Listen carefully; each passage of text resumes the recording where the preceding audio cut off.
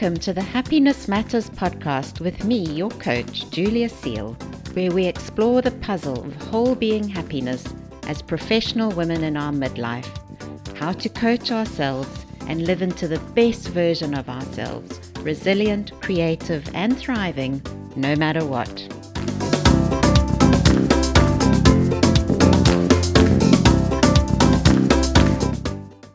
So our next session is with Julia Seal. And Julia, I know you're here hanging out with us. You can come up on screen. I'm going to make you co-host as well, which I believe you needed. There you are. There we are. Oh, how's everyone? Wasn't that beautiful? Yeah, absolutely. Good. Well, let me introduce you properly so that everyone knows who you are as well.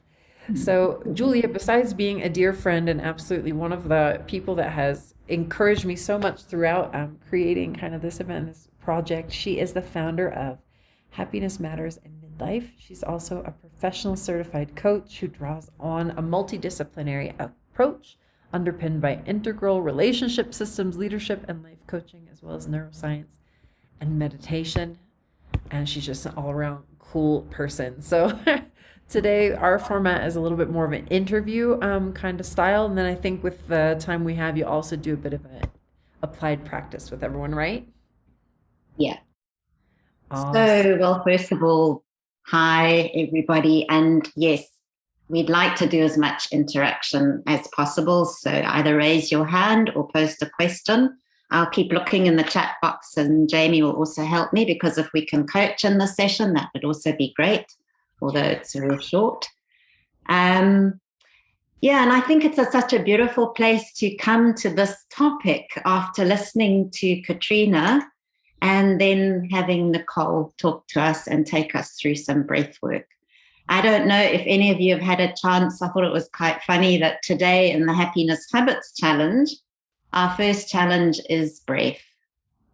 So that is so core to whole being happiness, and kind of just showing up for life with immense courage. So, I mean, I do feel a bit like I'm in another world right now after Nicole's session. So the one thing that was going on in my mind was like, bring yourself back, Julia. You're going to have to talk after this. And I can't float off into the clouds. Yeah.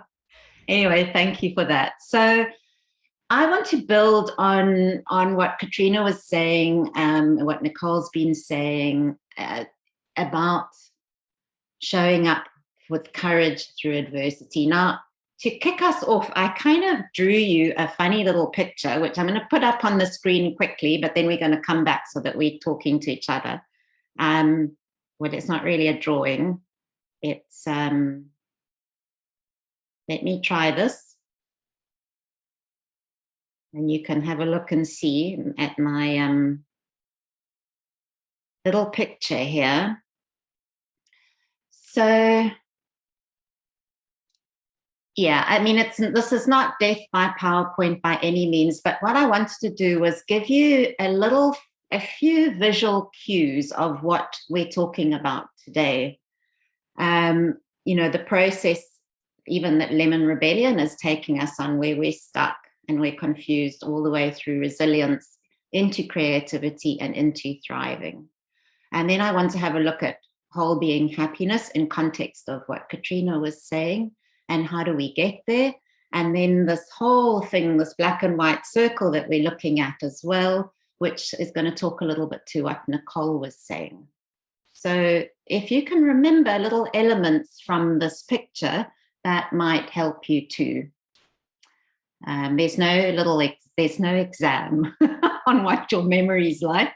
Since I have gone through menopause, I know what midlife foggy brain memory is all about. So did anybody see the sunflower or the smiley face? Probably not.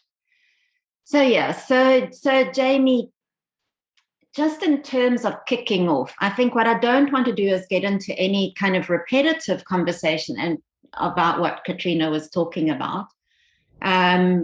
But she was really talking about this shift where we've kind of had this wrong view of happiness and more of this hedonistic view, this link of happiness, to get successful, I'll get happy. So that's really what we're starting to question in the world right now. And in fact, I almost want to say, you can breathe like Nicole's taught us, you can get to whole being happiness.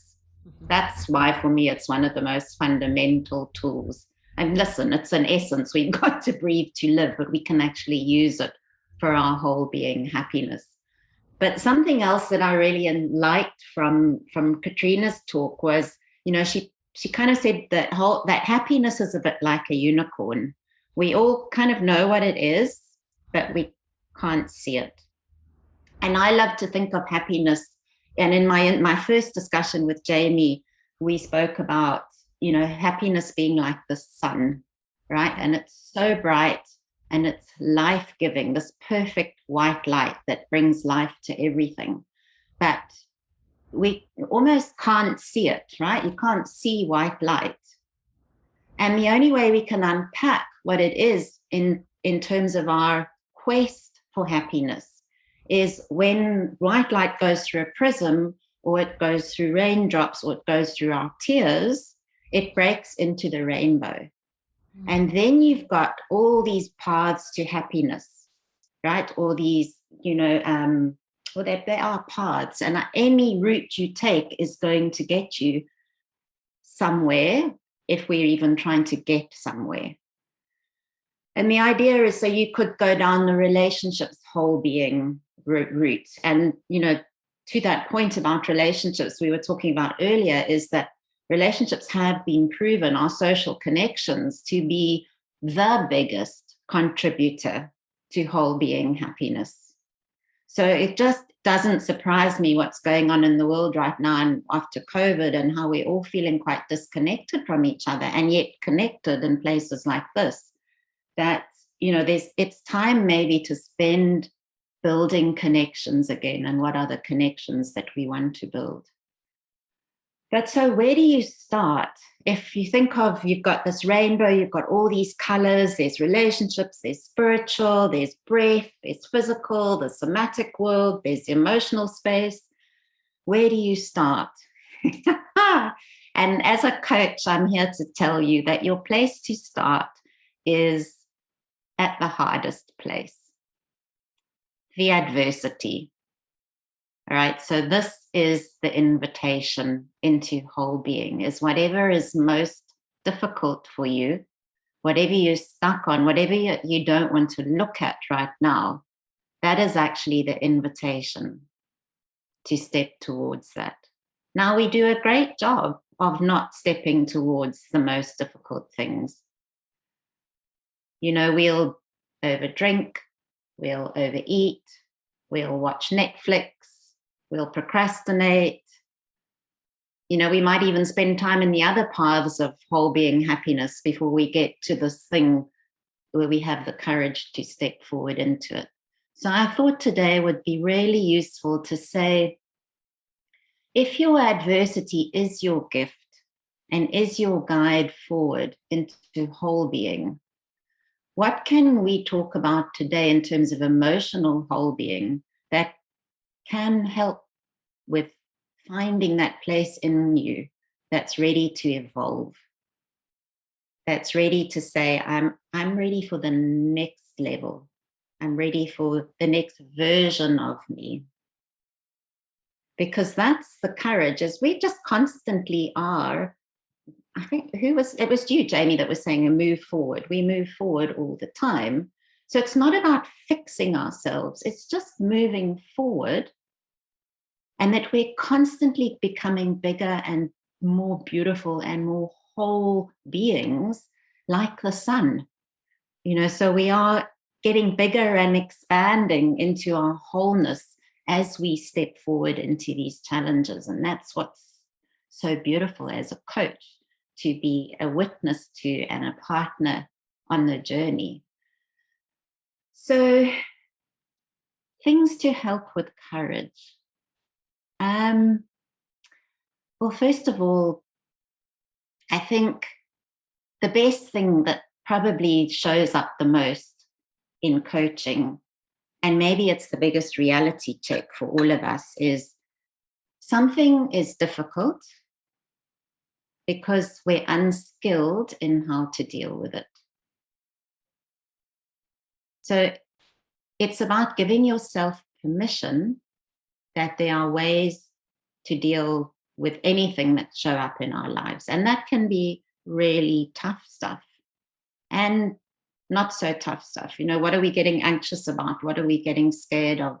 What are we, stressing about, for example? And most of the things are because we are unskilled. And that doesn't talk, we're not talking necessarily here like, if you were abused as a child, you're unskilled in how to emotionally cope and process that. So there's no wrong in any of these invitations into evolution. It is really just a skill that we can find and add to our toolbox of life that gets us to whole being. So that's really the first thing. Then the other thing, and I think so much suffering comes to us in that we have expectations of life. We expect life to be different than it actually is. And so it can be useful to think about this concept of life is 50-50. So life is 50% negative and 50% positive. So on my little diagram, I had a circle and half black, half white, which looks similar to the yin-yang symbol, right? Where in every dark space there is light, and in every light space there is dark.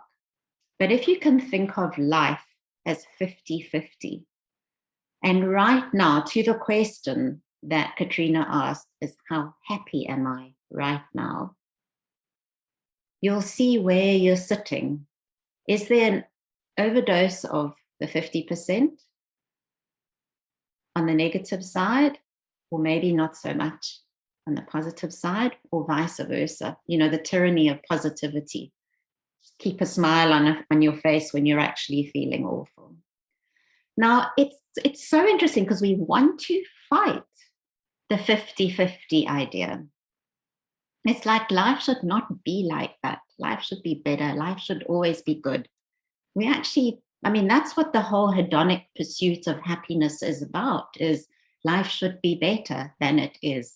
If I just fix this one thing, life will be better. But actually, if you think I'll be better, it'll be better when I've got money, and then you get there and life is still 50-50 when you've got some money. So this concept's so interesting because it's almost an acceptance of how life is showing up. But there are two things that we do, or there's actually three things that we do that make this balance between 50-50 unbalanced. And that's why so many of us are sitting and we're not happy. And so many people are looking for ways to become happy because we're doing these three things to ourselves, or, as a culture, as a people, as humanity. It's happening to all of us. And so just to be aware of these things where we almost make the negative more than the 50-50 balance. And the first one, honestly, is the negativity bias in our brains, right? We've evolved to survive.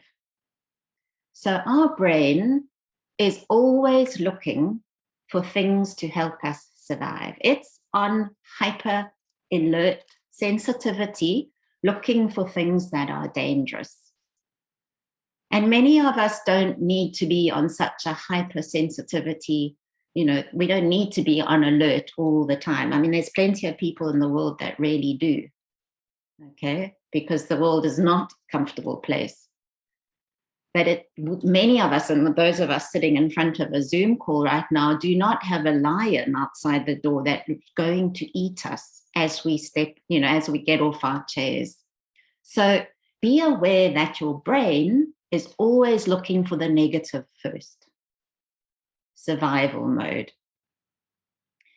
And that's a good thing because we do want to survive. So don't beat your brain up for being like that. It is just what it is. And to hold that as an awareness of when you go through your day, you know, how much of the negativity bias is showing up. I mean, I'm a great example. I originally trained as a journalist, would you believe?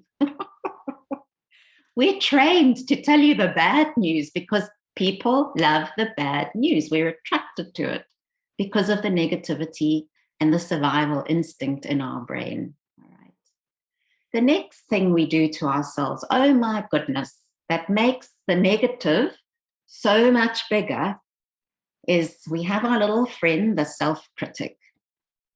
So everything that we're doing, we are commentating to ourselves. I've got this little like creature on my shoulder, and we're commenting. We have an internal commentary all the time, and it's usually doing compare and despair. So I'm not good enough. You should have done it like this. You shouldn't have done it like this. He's not good enough. He should make me do this. It's a constant commentary that's in your ear that is usually taking a great big stick and beating you. So the better the relationship with yourself, the better, more loving relationship with yourself that you can build, the greater your whole being can expand. All right, because quietening that voice, honoring that voice, because she also has a whole lot of interesting things to say. But, you know, whenever she speaks, you often get this feeling in your body, and to breathe, like Nicole was saying, into that, to hear what she has to say, but then also not to believe her. So that's the other thing that we can do. And then the third big thing we can really watch out for is most of us, and Katrina spoke about this in terms of emotional literacy, most of us are quite poorly skilled in how to feel our emotions, how to actually feel better. What on earth do they mean, psychologists, when they say you must process your feelings? You know, and yet that is a skill which we're not taught at all, but that is a skill that we can learn on purpose and intentionally, how to process emotions. And that's grief, that's joy, that's boredom. How do we stay there long enough in order for that experience to wash all the way through our bodies, through our cells, and out? So that's an incredible skill that we can actually learn. And those are the ways, those three things can help you counteract this additional layer of negativity that we add onto the 50-50 balance of life. Oh, someone has an interview, shame. There's a bit of adversity for you, off to an interview. I see time is so short. So to counteract the negativity, if you've got any questions, please drop them in and Jamie and I can speak to them, because I want to give a few minutes at the end of this just to chat a bit more. So now you've got the 50-50 right now. You've got the negative side, which we've overexpanded, and there's ways to counteract that. Then the other thing to do is to look at positive whole being and positive emotional whole being. And Katrina again spoke to some of this, because it is about an intention and it is about prioritizing, that we're going to upskill ourselves in this. We're actually going to strengthen ourselves in this, because it's weak most of the time. You know what? We have to the point on the brain, something good happens in our life in a moment and we don't savor it. It's gone like this. Because then we're on to worrying about what's going to happen, in half an hour's time. So we can really spend time cultivating positive whole being in our lives as a practice. right? So like you have a meditation practice or a breathing practice, or a feelings practice. That is a practice of cultivating positive whole being. And there are kind of quick and easy ways, like the first aid and hacking our positive hormones. We've got the 4 positive hormones. We've got the oxytocin, the serotonin, the dopamine, and the endorphins, right? So we know how to hack those, like exercise and hugging somebody and smiling and gratitude. Give us that influx, that first aid wash of hormones into our body. So that's a really useful way of growing that. The other thing to do as an intentional practice is really work with your brain. So it's about brain management. So that is learning how to work with your brain and your thoughts, and learning how to work with your emotions intentionally and on purpose. And actually, my podcast is all about how to self-coach and manage your brain. That's really what I'm passionate about. Then the other thing to do is this cultivating positive, on purpose, long-term strategies. So the paths to whole being. And so, in the Lemon Rebellion, through the whole process of this week, is find a few things that really speak to you and drop into those, because there are a myriad of things we can do in order to cultivate the positive. But pick possibly just one and just really drop into it and cultivate it, even if it's breath. And I created the Happiness Challenge for us this week, is to give you a little idea of something each day that you could try. So breath was today's challenge. You'll have to see what tomorrow's is, but it's related to each of the themes. And it is just that opportunity in the moment, in the day, to see if this is a practice that I would like to cultivate intentionally going forward as the work to strengthen the other 50% of life. So the 50% positive. So it's a very intentional, purposeful habit practice that we want to do. So that's really, like, in a nutshell, what I wanted to talk about. So to leave some time if people could have questions, or if anybody wants to raise their hands, then we can have a 8-minute coaching session. You have a couple good comments here you might want to take a look at from Raquel and Karen, if you see them. Oh, yes, I can. Okay, so from Raquel, perfect, thank you. So resonated with struggling to fully feel emotions, how to surrender to them. I'm willing but still blocked from them, even love. That's really interesting. So as a quick example, the word is a concept, all right? So it's a head concept. So the word love. So the best way to tap in is to close your eyes and repeat the word love to yourself several times until the word stops being a concept and drops into your body. Because what you want to do is develop your own language, your physical language for what love actually is. So it's a sensational experience, actually. But we've almost like hybridized everybody's sensations in the world and given it a name and called it love. But everyone's experience is slightly different, just like happiness. Everyone's experience is slightly different. So if you can drop love into your body, or pain, or sadness, and then start to describe it in your physical body. So what is my breath doing when I say love? What is going on in my stomach with love? What color is in my stomach in love? What sound lives in my leg with love? And you develop a language for love that is out of your head and into your whole being. And it's a great practice, Raquel, to practice that on purpose, like on a daily basis, you could practice one negative emotion and one positive emotion so that you expand your emotional repertoire. I hope that's helpful. And Karen, like to white light to rainbow paths. No urgency. If the opportunity goes away, something else becomes available. Absolutely. You know, in my little diagram of sunflowers in the one corner, because I think this is the fascinating thing. The sunflower, which follows the sun and is the symbol of happiness for many people, is, you know, it is just one. But in that sunflower face, there's thousands of seeds.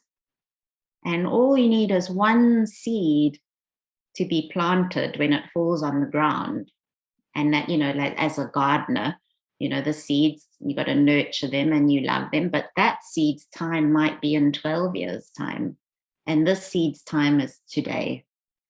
So never panic for what to choose or what to pick. Is kind of go for the thing that, if you can be brave enough, the thing that feels the hardest, that's the thing to look at. And the way to, and the what to do when you look at it is the thing that makes your heart sing the most.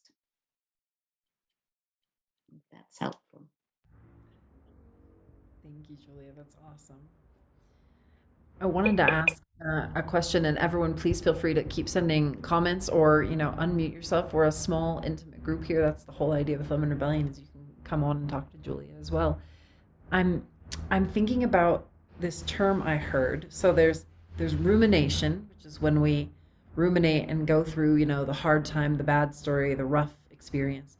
But we can also use that as a tool for positivity, positive rumination, and looking at what happened and focusing on the good that comes out of it. So again, your analogy of the black and white to the rainbow.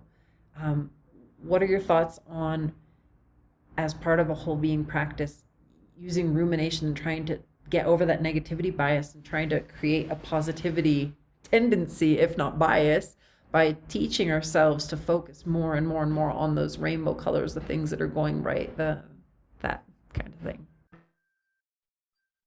Me or you? I hope that's. Oh, I think I just pressed my watch to ping. Sorry. So ruminating's fascinating, all right? Because we actually have a part in our brain that's called the ruminating. It's got a very posh Latin name, but it's the ruminating brain. All right. And so in meditation, we get out of the ruminating brain. Okay. And even even in the prefrontal cortex here, which is what they call the executive control, our thinking, you know, our sort of problem solving brain, that also gets us out of the ruminating brain, which is over here somewhere.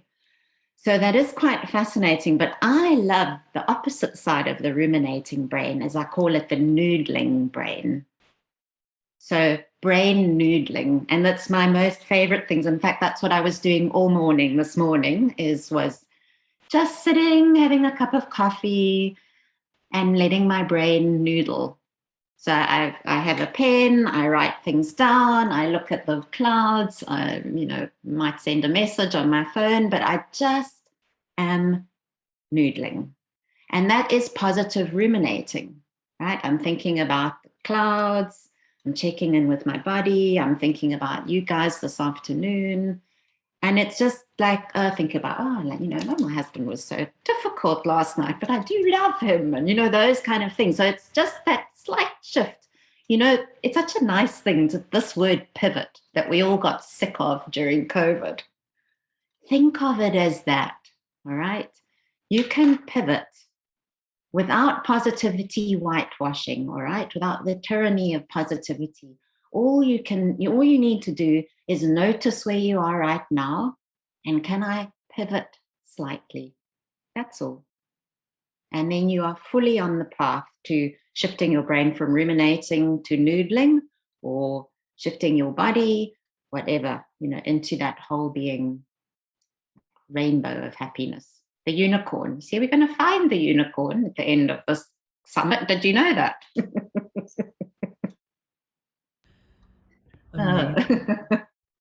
Yeah. Thank you, Julia. That's awesome. If we find a unicorn at the end of the summit, I will be the happiest girl in the world. But I know that we're all going to find an insight, which is basically like a personal unicorn.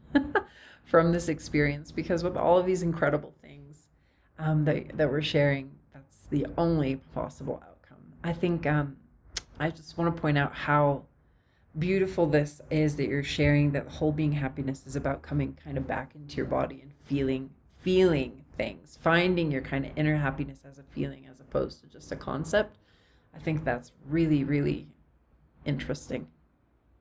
And it was so lovely to do Nicole's breath work, because, that's kind of got that it's very physical in the body, but it's also very spiritual in the whole list of beings, And that's really what all of this is that real primordial wisdom and sacred happiness that we are connecting to show up really as our full selves, because that's what we're here for, is to be out there in the world as our whole, hugest, wholest selves, like the sun, Like the sun, the light. I love it. Thank you, Julia. Any last words to share before we move on to our next presenter? Thank you. That was a very powerful analogy in such a short amount of time.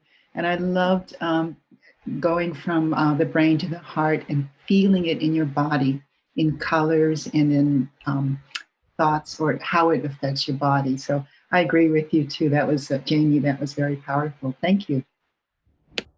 Thank you, Karen, It was for really sharing. fun to be here. Yeah.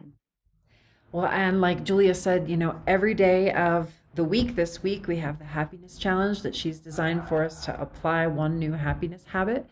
So you'll get that in your email with the Zoom link for the content each day so that you can go through that video, get inspired. I'm also going to leave a link here to Julia's website in the chat so you can hop on there and learn more about her and what she does. And Julia, thank you as always. Seeing you fills my heart with joy, and I love it. Thank you for hanging out. Well, thank you for showing up, because Jamie spent yesterday inside an agave plant. She fell off her bike. I did. I fell off my bike and I fell into a giant blue agave plant, and my back is all scratched up. My arm is a little bit scratched up. But we decided with Julia that is the perfect example of what it means to be the lemon rebellion. Crap happens. Just pick yourself up. Yeah, you don't need to positive wash it, but cry. It hurt. I was pissed. But then when I was ready, I got back up on my bike, finished 2 more kilometers until my tire popped. Then I got in a taxi and came back, but I never gave up. and then she got onto a live with me, just so you guys all know. Very impressive. Yes, very good. Awesome. Thanks, Julia.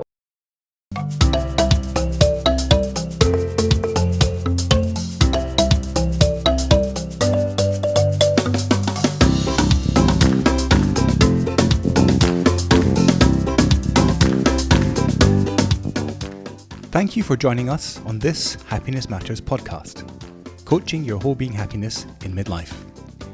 To join Julia for more of her midlife conversations, subscribe for free to her coaching notes by email and to this podcast. Search for Happiness Matters in Midlife to find us in your favorite podcast player app.